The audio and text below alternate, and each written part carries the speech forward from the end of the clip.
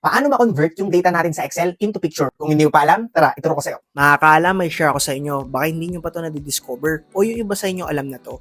Yung tipong i-control C mo to, tapos magiging picture siya. So, ganito siya. Control C, tapos i-paste mo to as, picture. So, kapag na-paste mo siya as picture, magkakaroon ka ng picture dito. Picture yan ha. Tapos, Control C mo, pwede rin naman. Tapos, lagay mo sa sheet to mo.